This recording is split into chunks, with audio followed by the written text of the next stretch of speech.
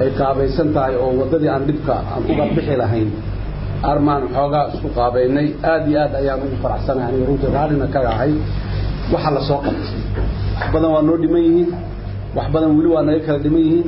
laakiin runtii muddadii koobneed oo khaasatan sanadka 2013 si dhamaanaya hawsha la soo qabtay oo runtii aad iyo aad u weyn oo baaxad leh ididiila leh bilow fiican awaay dawladda Soomaaliya maanta dalka in ay dawladnimo ka dhaqan gasho waayo waxay u taagan tahay dawladnimo si ay u dhaqan gasho dal aan lahayn ciidan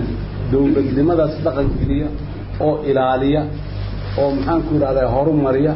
oo difaaca ma iman karto dawladnimada hadafkeeda ma gaari karto haddii aanay ilaalin wixii ay ku ballan danta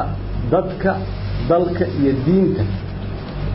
ayaa dawladdu ay xilka u qaaday aniga aan ku dhaartay baarlamaanka ku dhaartay wasiirada ku dhaartay tabaa inta aad ku dhaartay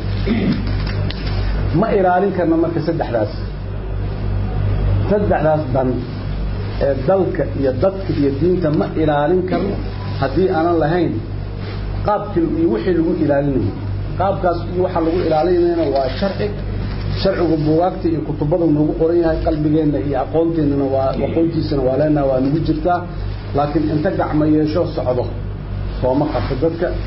sharciga dhaqankiisa waa ciidanka qalabkiisa guud ahaan gaar ahaan ciidanka xoogga dalka Soomaaliyeed waa kan daafaca yani markay qatar ay ku timaado dalka awal waxay ahayd xuduudaha cadow soo duulay la garanayo soo socdo oo maxaan ku raadayay guurayo xuduudaha ka soo gudbayo laga ilaalinayo haday tahay xagga dhulka xuduudda haday tahay xagga badda haday tahay xagga cirka oo la yaqaano waa meeshaas soo maraya tir intaas uu leeyahay hadafkaas uu leeyahay la dhigto maanta sida hadda taliyaha ku warkayay waa isbedeshay arintaas yani cadow gudihii ka dhashay wiilasheeni gabdhaheeni culimadeeni macallimiinteeni dugsiyada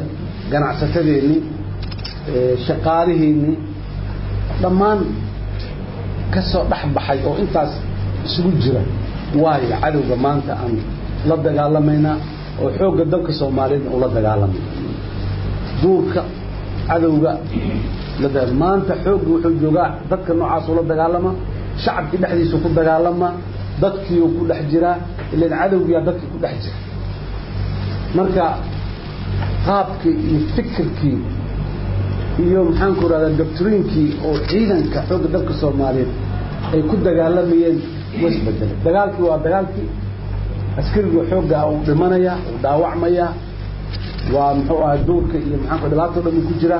laakiin haddana waxa isbedelay cadowgiya muuqaal cid kasta oo khatar ku ah caqabad ku ah dawladnimada Soomaaliya waa cadow laakiin cadowgii noociisa isbedelay marka maxaana laga rabaa annaguna inaan annagana qaabka u shaqeeyno isbedelnaana laga rabaa haddii aan farsamooyinkii xeeladihii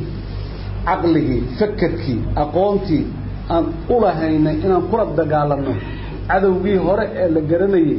ee traditionalka ah ay noqoto in aan ku dagaalanno oo aan isticmaalno wax badan ma noo shaqeynaya aan u baahanahay marka inaan bedelno